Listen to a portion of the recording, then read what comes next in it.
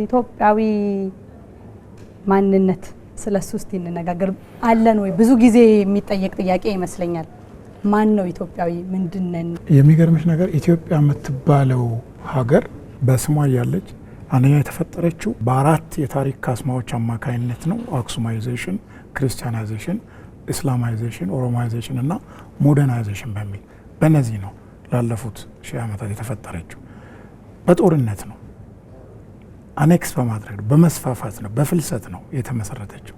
በጣም የሚገርመው ነገር ግን ኢትዮጵያ የሚለው ቃል ግን ከግሪክ ጀምሮ ስሙ እንደነበረ ነው የምንሰማው።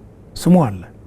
ይሄ ስም የተሰጠው ግን ለዚች በኃይል ለተመሰረተች ሀገር በሁለት መሰረታዊ ጽንፎች እየዋዠቀች የኖረች ሀገር ናት። በማዕከላዊነትና በመፈራረስ መካከል ስትዋዥቅ የኖረች ነች። ለምሳሌ ዘመናዊት ኢትዮጵያ ጀመረች የሚባለው ከአጼ ቴዎድሮስ ጀምሮ ነው። አጼ ቴዎድሮስ የመጀመሪያ ተግባራቸው የነበረው ምንድነው? በዘመነ መሳፍንት ተበታትና የነበረች ኢትዮጵያ ትባላለች፣ ግን በዘመነ መሳፍንት በመሳፍንት ተይዛለች፣ ግን ኢትዮጵያ ነው የምትባለው። እነሱን አዋህደው አንድ ለማድረግ ሴንትራል የሆነ ፓወር ለመመስረት ነበር የሚታገሉት። እሳቸው አልተሳካላቸው። ዮሐንስም የተወሰነ ደረጃ ደርሰው አልተሳካላቸው። ምኒልክ ተሳካላቸው። እንደውም ትርፍ ጨመሩ። ፍራግመንትድ የሆነችው ኢትዮጵያ ሴንትራላይዝድ ሆነች።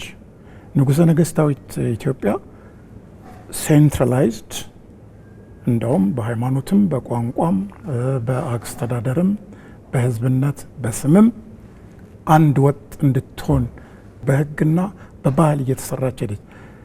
ትክክል ነው። አንዱ አልተበደለም፣ አንዱ ቦታ ላይ አንዱ ድምፅ አልታፈንም አይደለም፣ ግን እንደዛ ነው ስትሰራ የመጣችው ሴንትራላይዜሽን። ከዛ ምንድን ነው የሆነው? ሄዶ ሄዶ ኃይለ ሥላሴ ላይ ደርግ ሲወስድ ደርግ ስነ ስርዓት አስከባሪ መንግስት ነው፣ ፓርቲ ኦፍ ኦርደር ነው እንጂ አገር አፍራሽ አይደለም። ትልቁም የወደቀውም አገር ጠብቃለሁ ሲል ነው። ልክ እንደ ቴዎድሮስ ማለት ነው። መልካም ነገር ሰርተዋል አልሰራም የሚለውን ጀጅሜንት እያስገባው አይደለም። እዚህ 83 ላይ ግን በጣም በሚያስደንቅ ሁኔታ በልዩ ልዩ መንገድ እርስ በርስ ሲያያዙ በጦርነትም ይሁን በምን እርስ በርስ ሲያያዙ የነበሩ እንትኖች ኢሹ በሙሉ የኢኳሊቲ የእኩልነትና የነጻነት ሚኒንግ ይዞ የብሔር ነጻነት የሚል ይዞ ኮንስቲቱሽናል በሆነ መንገድ ነው ፍራግሜንት ያደረጋት። ግን ኢትዮጵያ መባሉ አልቀረም። ሴንትራላይዝድ መሆኗ ኢትዮጵያ ነበረች፣ ፍራግሜንትም አድርጋ ኢትዮጵያ ነበረች። ዛሬ ለምሳሌ ይህን አንዳንድ ጊዜ እኮ በግልጽ መናገር ያለብን ይመስለኛል። አንዳንዶቹ አካባቢዎች እኮ የኢትዮጵያ ክልሎች መሆናቸውን ረስተው በክልሎች መካከል ድንበር አለ የሚሉ አሉ። በይፋ እኮ ነው የሚናገሩት። አይ ይሄ ድንበር አይደለም የአስተዳደር ወሰን ነው ብትያቸው፣ አሃ አንተ ለካ የፊውዳል አምባገነን ነህ ነው የምትባየው። ምንድነው ታዲያ ትልቁ ጭንቀታችን አሁን ዛሬ? ይሄንን ኮንስቲቱሽናሊ ፍራግሜንትድ የሆነ እንዴት አድርገን ነው ሆል የምናረገው? እንዴት ነው ኢትዮጵያ ጠንካራ ጎኖቿን ይዛ መልካም እንትኗን ይዛ ስሟ ዝም ብሎ በታሪክ ልዩ ልዩ አንዴ ፍራግሜንት ታረግ፣ አንዴ ሴንትራላይዝ ታረግ፣ አንዴ የአንዱ ወገን ዶሚኔት ሲያረግ፣ አንዴ የሌላ ወገን እንደዚህ ስትሻገር የመጣችው ኢትዮጵያ እንዴት አድርገን ነው እውነተኛ ኢትዮጵያን የምንገነባው የሚለው ጥያቄ እኮ ነው ዛሬ እጃችን ላይ ያለው። ዛሬ እኮ እንዴ በምንም አይነት እንደ ኤትኒክ ፌዴራሊዝሙና ኮንስቲቱሽኑ የመገንጠል መብት እስከ መገንጠል መብት ያለው አንቀጽ 39 ከተነካማ እንበታተናለን የሚል ኃይል የለም ኢትዮጵያ ውስጥ። ወደዛ የሚሰራ ኃይል የለም አለ። ግን ኢትዮጵያ አለች። ምንም እንደው ክሮቹ ላልተው ሊሆን ይችላል፣ ተበጣጥሰው ሊሆን ይችላል እንጂ ግን ኢትዮጵያ አለች። የሚገርመው ይሄ ነው። የኢትዮጵያ ባህሪ በሴንትራላይዜሽን እና በፍራግሜንቴሽን መካከል ስትዋዥቅ ነው የኖረችው። ግን ገባበይና እነዚህ በቋንቋቸው ወይ በባህላቸው ምክንያት ልዩ ልዩ ነን የሚሉ ህዝቦች ገባስቲ ክርስቲያኖች ናቸው፣ አንድ ላይ እስላሞች ናቸው። አንዱን ሰው የአንድ ብሔር አባል ሊሆን ይችላል፣ ሃይማኖትም አለው ከሌሎች ጋር የሚጋራው ባህልም አለው። ምናልባት ተጋብቶም ሊሆን ይችላል። የውስጥ ክሮቹ አሉ። የፈጠርነው ኢሜጅ አለ። በዚች ሀገር ላይ ኢትዮጵያ በዓለም ላይ የፈጠረችው ኢሜጅ አለ። እኛን ይዛ ነው የፈጠረችን። አሁን ከእሷ ሪትራክት ማድረግ አንችልም። ኤርትራ ስትሄድ አንገታችን ተቆርጣላል እና የዛን አይነት ጭንቀት ስላለ የሆነ የውስጥ ኃይል አለ፣ የውስጥ ኢነርጂ አለ፣ የህዝብነት ኢነርጂ አለ። ስለ ብሔር ኢማጂንድ ሪያሊቲ እሱ ኢማጂንድ ኮሚኒቲ ነው፣ ሶሻል ኮንስትራክት ነው። ግን ኢትስ ሪያሊቲ ሰዎች በታሪካቸው የተጋሯቸው ስቃዎች፣ አበሳዎች፣ ያገኟቸው ድሎች፣ የሰሯቸው መልካም ነገሮች አስተሳስረዋቸዋል። አብረው ከመኖር ውጭ ሌላ እድል እንደሌላቸው አድርገዋቸዋል እና እኛ አንድ ነን ይላሉ። ያቺ ኤክስቴንድ አርጋ ልክ ወደ ጄኔቲክ ወደ ደም ግንኙነት ስትሄድ ወይም ደግሞ ወደ ተጠቃቀም ስትሄድ ነው እንጂ ነውር የምትሆነው አለች ነገሯና ኢትዮጵያም ታሪክ የተሰራው በጦርና በጎራዴ ነው። ግን እሱ ነው ፍዳችን የምንለው። ምንዳችን ደግሞ ምንድን ነው? ተጋብተናል፣ ተዋልደናል፣ እርስ በርስ አብረን ኖረናል። የማህበራዊ ስርዓቶች በየአካባቢው መስርተናል። የሚናበቡ ማህበራዊ ስርዓቶች አሉን። ስለ እውነት እንተጋገዛለን። በመከራ ጊዜ አንዳችን ለአንዳችን እንደርሳለን። ሌላ አይመጣም። ስለዚህ ይሄ ነው ኢትዮጵያን ኮንስቲቱት የሚያደርጋት በሰው በስብዕና ስታያት ማለት ነው። ጂኦግራፊዋ በየጊዜው የሰፋ የጠበበ አንዴ በአክሱም ዘመነ መንግስት የነበረችው ከዛ በዘዋጌ ስርዓተ መንግስት ከዛ በሚኒሊክ ጊዜ የነበረችው ኢትዮጵያ አላለች። በጂኦግራፊ ግን ህዝቡ በሃይማኖቱ ተቀላቅሏል። ለምሳሌ ከምስራቅ ኤምሬቶች የተነሱት የግራኝ አህመድ ጦር የመራቸው መላ ኢትዮጵያን የእስልምና ሃይማኖት አስፋፍቷል። የእስልምና ሃይማኖት ደግሞ ኢትዮጵያውያንን አስተሳስሯቸዋል። ከአክሱም የተነሳው የክርስቲያናይዜሽን እንደዚሁ ኢትዮጵያውያን አስተሳስሯቸዋል። በአስተዳደር ስርዓት ብዙ የምንጋራቸው ነገሮች አሉ። ያ ነው ኢትዮጵያዊነት። ጦርነትም እየሰራን በፍዳ የሰራ ነው ምንዳ ውጤቱ መተሳሰራችን ነው አለ። ለእኔ ኢትስ ሪያሊቲ። ምንድን ነው ችግራችን? ዛሬ ለምሳሌ እኔ እንደውም አሁን እያሰብኩት ያለሁት ነገር የኢትዮጵያ ወጣቶች እየጠየቁ ያሉት ምንድን ነው ኢትዮጵያዊነት ብለው የሚጠይቁ ይመስለኛል። ምንድን ነው? ዘር ነው? ባህል ነው? ቋንቋ ነው? ምንድን ነው ሊሉ ይችላሉ። ለዚህ ያለ መልስ ሁሉም ነው። ሁሉም እነዚህ ነገሮች አንድ ላይ ተደቁሰው ልክ እንደ ጨው ቅመም ምን ገብቶ እንደሚሰራው ማለት ነው። እንደዛ የተሰራ ነገር ነው። በታሪክ ሂደት ተሰርቷል፣ በባህል ተሰርቷል፣ በህግ ተሰርቷል። ይሄ ነገር ማንነት መስሪያው ላይ የሚቆምበት ላይ ምርጫ አለን ማለት እንችላለን። ለምሳሌ ማንነታችን በዚህ ይሰራ፣ በቋንቋ ይሰራ፣ በጎሳዊ ማንነት ይሰራ ወይም ደግሞ በቫሊዩ ይሰራ እያለን የመምረጥ እድል አለን። የትኛው ነው ጥቅም የሚሰጠሽ ነው። ግን የጋራ የሆነው ማንነት ዲፌንድ የምናደርገው የምንከላከልለት የምንጠብቀው ፊዚካሊ በሀገር መልክ ፊዚካሊ በአካል በህብረተሰብ መልክ ከተከሰተ ግን ከነዚህ ከጥቃቅን ማንነቶች ዘለቅ ወዳለ ከፍታ ይወጣል ብዬ ነው የማስበው። በጣም ጥሩ ሱራፌል። ብዙ ጊዜ እኛ ሀገር የሰማ ነው የማንነት ትግል፣ የማንነት ጥቃት የሚሉ ቃሎች በደንብ የምንሰማቸው ናቸው። ምን ይነግረናል እኛ ሀገር ስላለ የማንነት ትርጉም ድርጊቱ እንዲህ አይነት ነገሮች መኖራቸው በራሱ ስነ ልቦናዊ መነሻ ሳለው ወይ? እንደ ማህበረሰብ ክፍተት መቀበል ማመን ያለብን ነገር ማንነት የሚለውን ነገር አጥርተን ፈትሸን የሄድንበት ርቀት በጣም አጭር ነው። በየተለያዩ የትምህርት ተቋማት ትልልቅ ኢንስቲትዩሽኖች እዚህ ሀገር ውስጥ ባሉ ስለ ኢትዮጵያዊ ማንነት የሚባል ነገር የተጠኑ ሪሰርቾችን በፊት ስንወያይ ለዶክተርም ነግራቸው ነበርና ለአስተማሩኝም ፕሮፌሰሮች አነሳ ነበረ። የለም እንደዛ አይነት ነገር። ሌላው ዓለም በተለይ ሁለተኛውና አንደኛው የዓለም ጦርነት የዓለምን ስነ ልቦና ኮምፕሊትሊ ሽፍት አድርጓል። ተብሎ ይታሰባል። እነዚህ ሁለት ጦርነቶች ማለት ነው።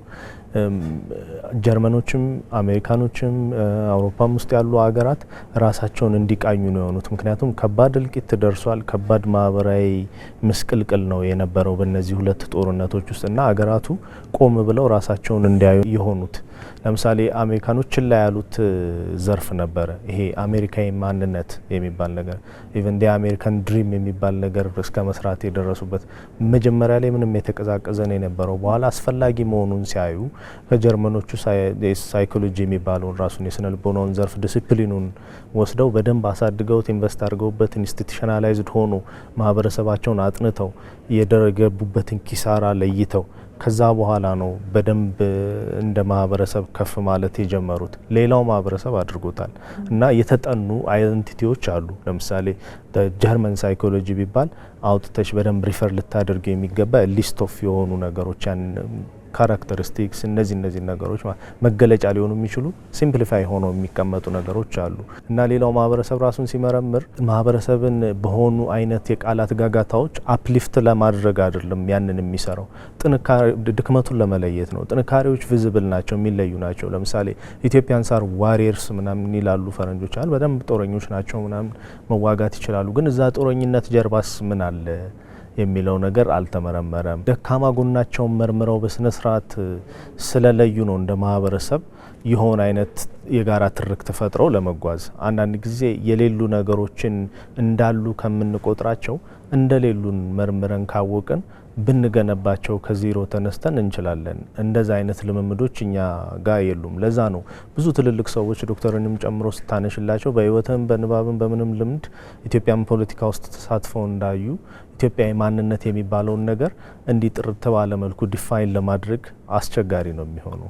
ምክንያቱም በጣም ጥቃቅን የሆኑ ወይም ትንንሽ የሚመስሉ ኮምቢኔሽን ኦፍ እነዛ ሰብ ማንነቶች ተዳምሮ ነው ይሄ ኢትዮጵያ የሚባለውን ነገር የሰራውና በሆኑ አለመመቸቶች መሀል፣ በሆኑ መንገጫገጮች፣ በሆኑ አፕስ ኤንድ ዳውንሶች መሀል ሁሉም ከዛ ተሰባስቦ ከሰራው ነገር የመነጠል የሆኑ የሚያሰባስቡ ነገሮች ሲኖሩ ደግሞ የመምጣት እንደዚህ አይነት ባህሪ ያለውና ዳይቨርስ የሆነ ሶሳይቲ ስለሆነ ግን ዳይቨርሲቲው ቢኖርም የሚመረጥ ስለሆነ እንደውም እንደ እድልም ይቆጠራል።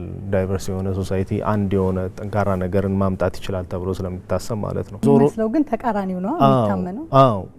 ዞሮ ግን ያሰባሰበን አንድ ነገር እንዳለ ይታወቃል። ያንን ነገር በጥናት በደንብ ማረጋገጥ ቢቻል ኮንሰንሰሱ ይሄ ናሽናል ኮንሰንሰሱ ኖሮ መስማማቱ ኖሮ ደግሞ በደንብ ታማኒነት ባለው ጥናት መሰነድ ብንችል ክፍተቶቻችን ቢለዩ እንደ ማንነት እንደ ኢትዮጵያዊ ማንነት የሌሉ ነገሮችን ብንሰገስጋቸው የሚታዩ ናቸው። ዞሮ በአኗኗር ሂደት ይገለጣሉ።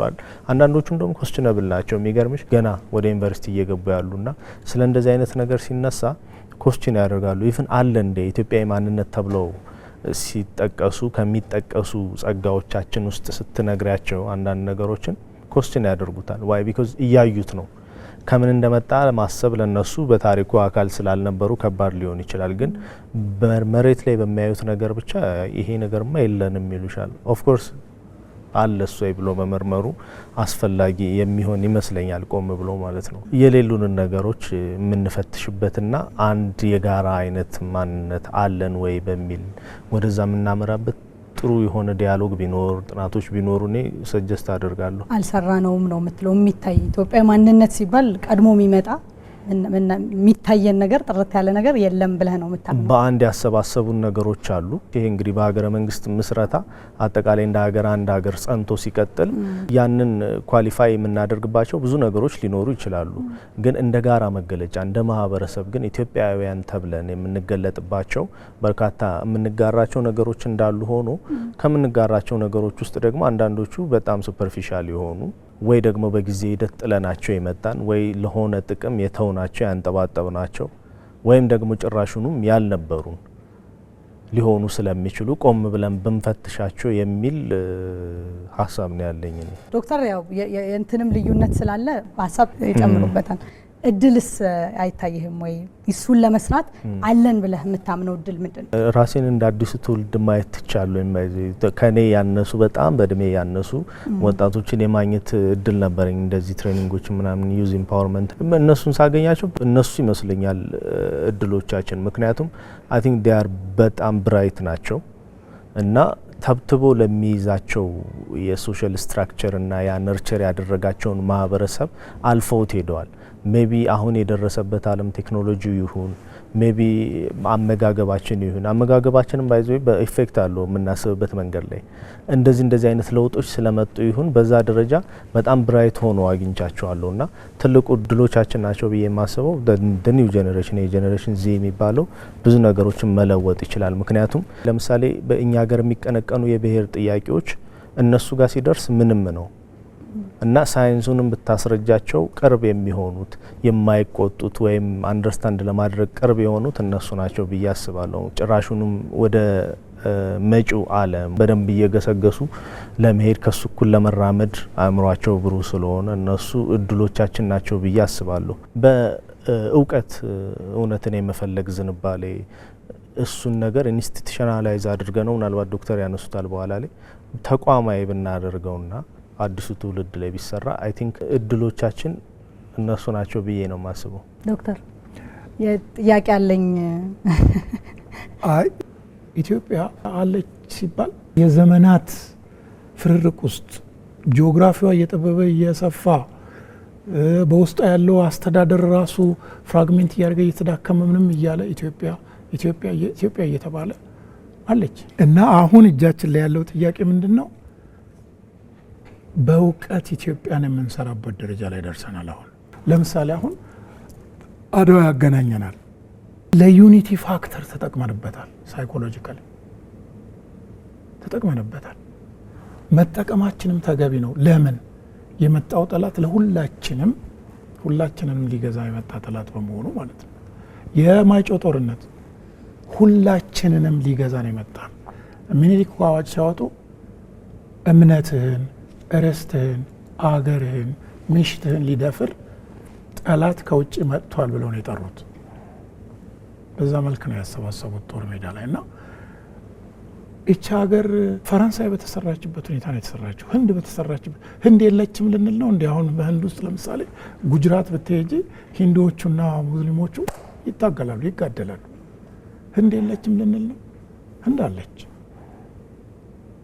ልክ እንደዛው ናት ኢትዮጵያም አለች። ግን በነበረው ሁኔታ ሴንትራላይዝ እያደረገች ጭምድድ የንጉሠ ነገሥታዊ ጭምደዳ፣ ወታደራዊ ጭምደዳ ደግሞ የእኩልነት ጥያቄ ምናምን ተብሎ ፍራግሜንት የማድረግ እነዚህ ነገሮች ኢትዮጵያዊነትን እየሸረሸሩ ይሄ ከነ እንከኑ እየተገነባ የመጣውን ኢትዮጵያዊነት እየሸረሸሩ እንደ ብል እየበሉት ያጠፉታል። እና ምንድነው ብልሃቱ? ቁጭ እንበላ፣ ኢትዮጵያ ብዛ ህዝብ መሆኗን እንቀበላ፣ ብዛ ሃይማኖት መሆኗን እንቀበላ፣ በመካከላችን ያሉ ግንኙነቶቻችን በተቻለ መጠን አድሎ ሊፈጥሩ የማይችሉ ተቋማትን እንገንባ፣ የፍትህ ስርዓታችን ይስተካከላ፣ የፖለቲካ ስርዓታችን በመጫጫዋ ይሁና። ፎርሙላው እኮ ቁጭ ብሎ የሚጻፍ ነገር ነው። ይሄ ኢትዮጵያን መፍጠር ይኖርብናል። ቆንጆ ነው። በጣም ወድጀዋለሁ። በጓደኞችም ብትሆኑ እንግዲህ በትውልድ መካከል ሊኖር የሚችል የትርጉም ልዩነት መስሎ ተሰምቶኛል። ግን ሱራፌል እዚህ ጋር እንድጨምር የምፈልገው ማንነትን የማይቀየር ወጥ አንድ አይነትና አንድ ብቻ አድርጎ በማሰብ በዛ መንገድ ብቻ የመተርጎም ነገር ያመጣቸው ናቸው ብለህ ታስባለህ? ይሄ ኢትዮጵያዊ ማንነት የሚለውን ትርጉም የማደብዘዙ ነገር ወይም ቶሎ የማይመጣልን አይነት ያደረገው ወይስ በፊትም ቢሆን ሁሌም ቢሆን ያልነበረ ያልመጣ ወይ ተሰርቶ የማያውቅ ነው ብለህ ነው የምታስበው? በሁለት መልኩ ነው የማስበው። አንደኛው ዶክተር እንዳነሱት ታሪካዊ ዳራ ይኖረዋል። ሰዎች በሆነ አይነት መንገድ መቧደን አለባቸው። በቃ you should find your mate ሰርቫይቭ አድርጎ ለመቀጠል ይሄ ሰውኛ ባህሪ ነው እና በዚህ ሂደት ውስጥ የተሰሩ ማንነቶች አሉ፣ በመቧደን ውስጥ የተሰሩ ማንነቶች አሉ። አሁን ላይ ልንጨፈልቃቸው አንችልም፣ ሊጠፉ አይችሉም፣ ኤግዚስት አድርገዋል አሉ። ቶለሬት ተደራርጎ መቀጠሉ ያስፈልጋል። አንድ በዚህኛው መንገድ እረዳዋለሁ። ሁለተኛው ደግሞ የሶሻላይዜሽን ጣጣ ብቻ አይደለም፣ የግለሰቦችም ጣጣ ጭምር ነው። አንዳንዶቹ ሀገራዊ የሆኑ እውነቶች ስታያቸው የግለሰብ ጓዳ ውስጥ ነው የሚገቡት፣ የግለሰብ አእምሮ ጓዳ ውስጥ ነው የሚገቡት። ሁለት ነው አይደለ? አንድ ሊደር አለ፣ ህዝብን የሚመራ አስተባብሮ ሞቢላይዝ የሚያደርግ የሆኑ ግሩፖችን የሚመራ ሰው አለ። ከዛ ደግሞ ያንን የሚከተል ሰው አለ እና ኤሊት ማይንዶች አሉ ማህበረሰብ ውስጥና ቫንጋርድ ሆኖ የሆነ ነገር ከሆነ ቦታ የሆነ ቦታ የሚያደርሱት እነዛ ኤሊት ቫንጋርዶቹ ናቸው። እኛ ሀገር ያሉ ኤሊት ማይንዶቹ በደንብ መፈተሽ መፈከር አለባቸው። ሌላ ሰው ባያደርገው ራሳቸውን በራሳቸው መፈከር ያለባቸው ይመስለኛል። አብዛኞቹ ሀገራዊ እውነቶች ብንተነትናቸው ማለት ነው እና የግለሰብ ማይንዶች ሶሻሊ ወጥተው ስላንጸባረቁ ተሰሚነትን ስላገኙና ግሩፕን ሞቢላይዝ አድርገው ወደሆነ ተዋርድ ሲሆነ ወደሆነ ጎል መሄድ ስለቻሉ በነዛ ማይንዶች ተጠፍጥፎ የተፈጠረ አስተሳሰብ ነው አብዛኛው አሁን ብዙ አይነት ነገሮች ውስጥ ያደረሰንን ነገር ብሔርን ጨምሮ ይሄ ትንክ የሆነውን አመለካከት በጎሳ ብሔር እንደዚህ የመጋጨቱን ምናምን አይነቶቹን ነገሮች በሙሉ ብናነሳቸው በግለሰቦች ማይንድ የተጀመሩ ናቸው። የትኛውም ሀገር እንደዛ ስለሆነ ማለት ነው እና ኤሊት የሚባለው ክፍል በስነ ስርዓት ቁጭ ብሎ ራሱን መመርመር ያለበት ይመስለኛል። እና ብዙ ጊዜ ለዶክተር እላቸዋለሁ ፖለቲካሊ ለመሳተፍ ሲፈልግ አንድ ሰው ሳይኮሎጂካሊ አናላይዝ ተደርጎ ራሱን ያለበትን ክፍተቱንና ጥንካሬውን ለይቶ ካወቀ በኋላ ቢገባ። ምክንያቱም ህዝብ ነው አስተባብረሽ እንትን የምትዩና ብዙ አይነት ሜሶችም የተከሰቱት ሀገራችን ላይ በታሪክ ሂደት በእንደዚህ አይነት ፕሮሰስ ስለሆነ ራሱን ወደ ማወቅ ወደሚለው ዞሮ ይወስደናል።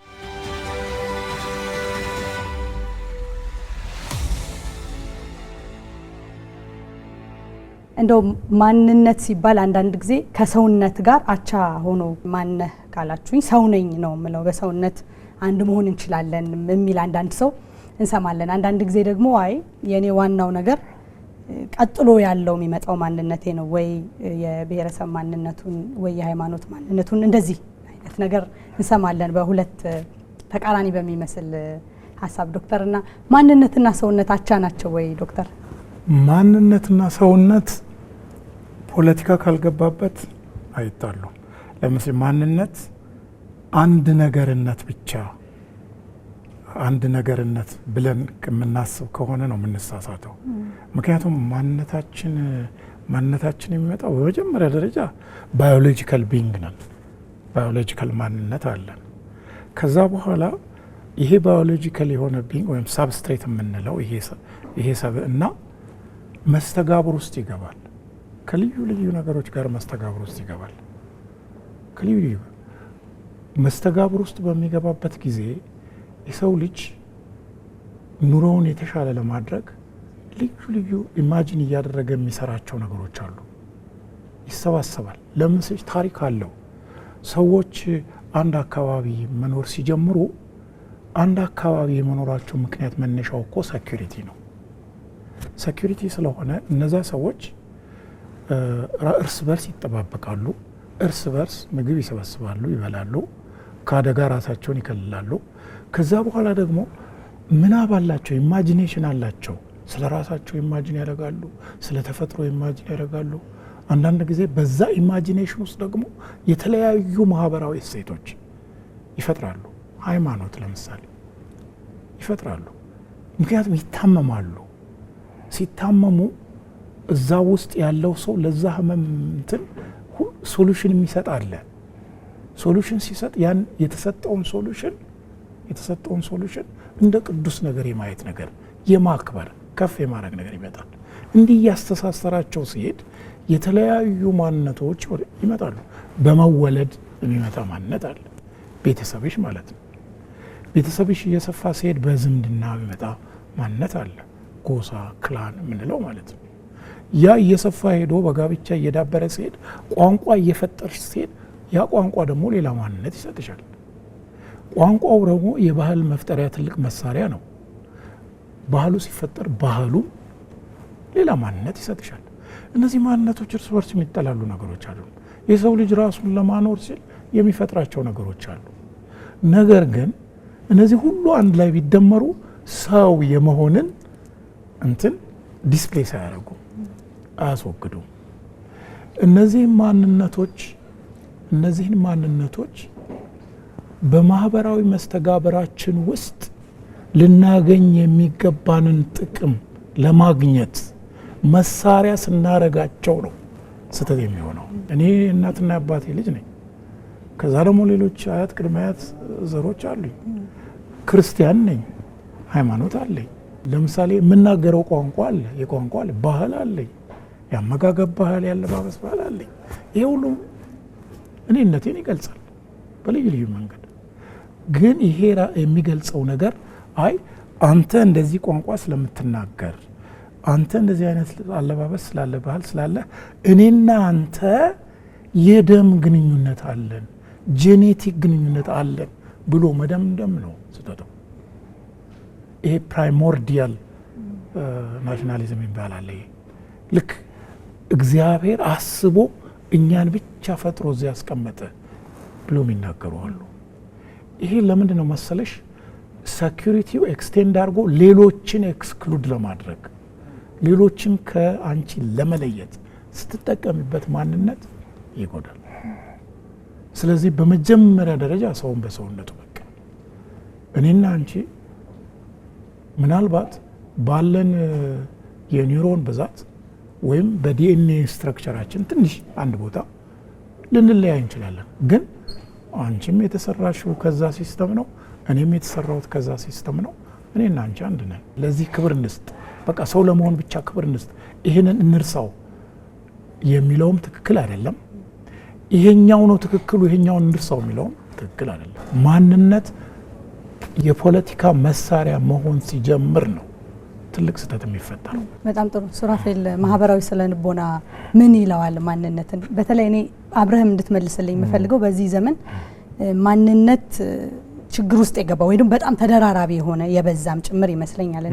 እኔ መብት አለኝ ወይ እኔ ነኝ ለማለት ማን ነው የሚበይንልኝ ማንነቴን? ራሱ ማንነት ከታች ከወለሉ ከተነሳን የአንጎል ጣጣ ነው ማንነት የሚባለው ነገር ማለት ነው። እና የሰው ልጅ ለሰርቫይቫል ሜካኒዝም በርካታ አይነት ሰርቫይቭ ማድረጊያ መንገዶችን ፈጥሯል ሰው በህይወት ለመቆየት ወይም ይሄንን ሬስ ለማስቀጠል እዚህ እንዲደርስ ማለት ነው። በተለያዩ ውጣ ውረዶች ውስጥ ተፈጥሯዊም ሰው ሰራሽም ውጣ ውረዶች ውስጥ ስላለፈ ማለት ነው።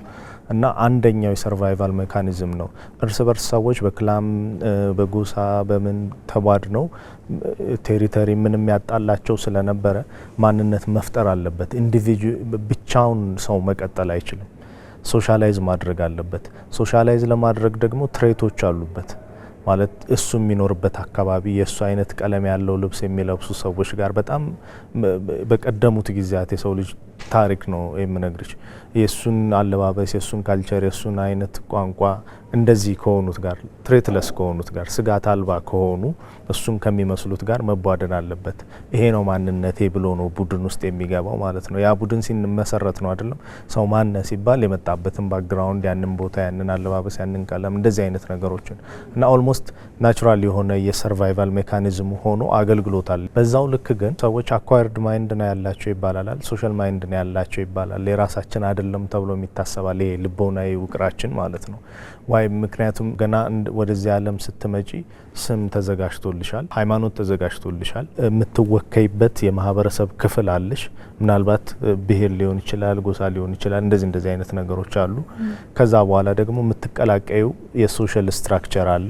እሱ ሶሻል ስትራክቸር ደግሞ ይሄ ልክ ነው፣ ይሄ ልክ አይደለም፣ ይሄ በባህላችን የሚደገፍ ነው፣ ይሄ የማይደገፍ ነው ብሎ የሰራው ፕሪንሲፕል ቫሊዩ ምናምን እነዚህ ነገሮች አሉ።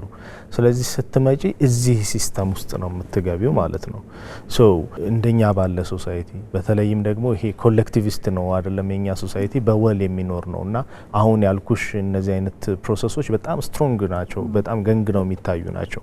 እዛ ውስጥ ኢንዲቪጁዌሽን የሚባል ነገር ወይ ራስን መሆን ወይ ሰው ራሱን የኔ የሚለው ማንነት መስራት አስቸጋሪ ሊሆኑ ይችላል።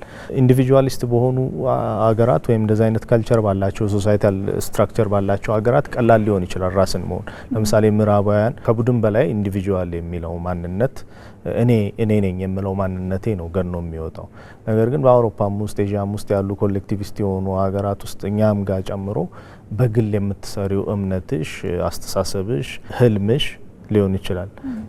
እኔ የምትዩ ያ ስሪት በአጠቃላይ ሶሳይቲው የሚወስነው መሆን አለበት። ራስሽን መሆን የሚባለው ነገር አስቸጋሪ የሚሆነው ኮሌክቲቪስት ሶሳይቲ ውስጥ ለዛ ነው። ቅድም እንዳነሱት ግን ዶክተር ፖለቲካ ላይ ሲሆን ወይም የፖለቲካ ሀሳቦች ሲገቡበት ማንነት የሚባለው ነገር ናቹራሊ ሰርቫይቭ ለማድረግ ይጠቅመዋል። አንጎል ራሱ በዛ መልኩ ነው እንዲሰራ የተዋቀረው። ራሱን ከትሬት ለማዳን ከሚመስሉት ጋር መሆን አለበት ማለት ነው። ሰው ራሱ እንደ ሰው ከሰው ሬስ ጋር ነው እኮ የቀጠለው አይደለም። የዱር እንስሳት የነበሩትን አልምዶ የራሱ አድርጓቸዋል፣ ወደ ራሱ ባህሪ ቀይሯቸዋል። ወይም ሰሬንድ እንዲያደርጉ ነው ያደረጋቸው፣ እጅ አሰጥቶ በሱ ስር ነው ያደረጋቸው።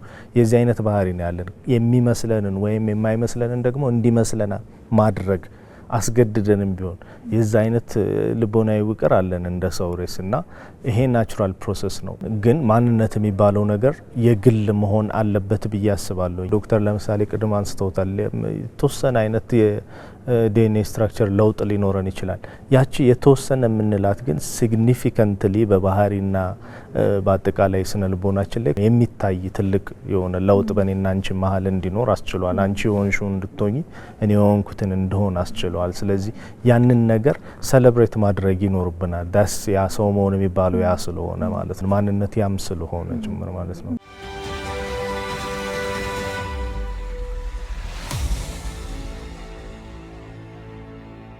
በልኩ መረዳት የሚለውን ሀሳብ ለማምጣት ነው። አንድ ፉኩያማ ሀሳብ ይመስለኛል። የሂውማን ሶል ፓርት ነው የሚለዋል። በሆነ አይነት ማንነት መታወቅ አለው። እንደዛ የሰው ልጅ ነፍስ አካል ነው የሚል በቅርብ ያወጣው መጽሐፍ ላይና በጣም አመክንዮ ላይ ምክንያታዊነቱ ላይ ብቻ ይሄ በተለይ ዘመናዊው ፖለቲካና ሲስተም በሌጋል ህጋዊ በሆነው መንገድ ላይ ብቻ ያተኩርና ይሄ ማህበራዊውን ስነ ልቦናዊውን የሆነ የመታወቅ መንገድ በጣም አንደርማይን አድርጎት ስለቆየም ጭምር አሁን የምናያቸው ዓለም ላይ በማይጠበቅ መንገድ ሰው በጣም ማንነትን የሚያቀነቅን በጣም የሚጎትት ሆኗል። እንደውም ወደሚያሳንስ ማለት ነው። እንደዛ አይነት ነገር አለና ተፈጥሯዊም ነገር እንዳለው መረዳት በልኩ ዶክተር ቀደም እንዳሉት ከፖለቲካ ውጭ ተፈጥሯዊ የሆነውን መንገድ ማሰብ በጣም አስፈላጊ ነው የሚሉ ሰዎችም ብዙ ናቸው። ማንነት ብዙ ጊዜ ችግር የሚሆነው ማንነት ፖለቲካ ሲሆን ነው እንጂ ማንነት በራሱ ተፈጥሯዊው የማንነት ጉዞ ምንም ጉዳት የለውም ነው መደምደሚያውና ማንነት ፖለቲካ የሚሆነው መቼ ነው? በመጀመሪያ ደረጃ አንድ ሰው ብቻውን ፖለቲካ የለውም። ኢንተራክሽን ሲኖር ነው ፖለቲካ የሚኖረው።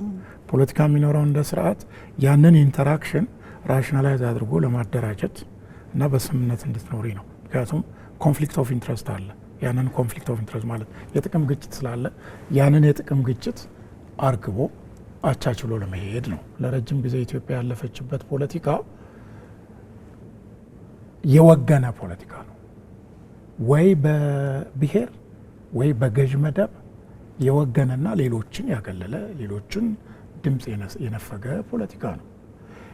ይሄ ፖለቲካ እንደውም ለምሳሌ በኢትዮጵያ ውስጥ ያሉትን የዚህ የማንነት ኢሾች የበለጠ እንዲገሩ አድርጓቸዋል።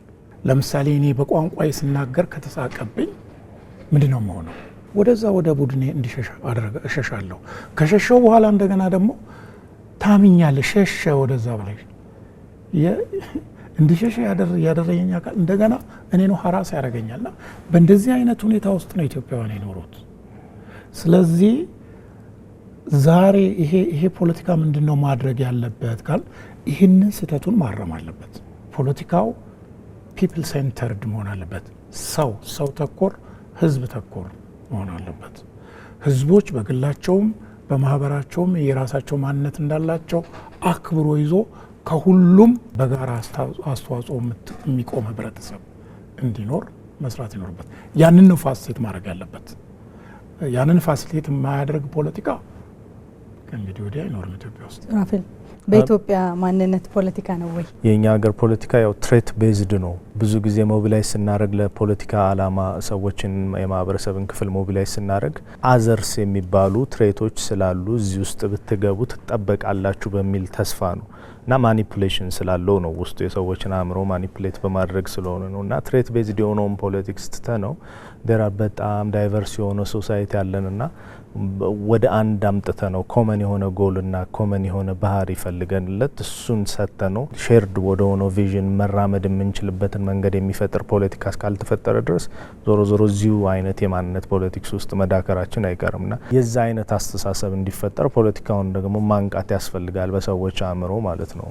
ሰዎች አእምሮ ላይ ነው ዞሮ ዞሮ መሰራት ያለበት ብዬ አምናለሁኝ። ሰዎች ራሳቸውን መርምረው ወደ ሆነ ነገር ሲገቡ ጥንካሬና ደካማ ጎናቸውን ካወቁ ማህበረሰብ እንዴት እንደሚሰራ ዳይናሚክሱን ካወቁት በምን ማኒፕሌት እንደሚደረግ አንድ ማህበረሰብ ካወቁት እነዚህ ነገሮች ከታወቁና ለመታወቅም ኢንስቲቱሽናላይዝ ከተደረጉ ቀላል የሚሆን ይመስለኛል።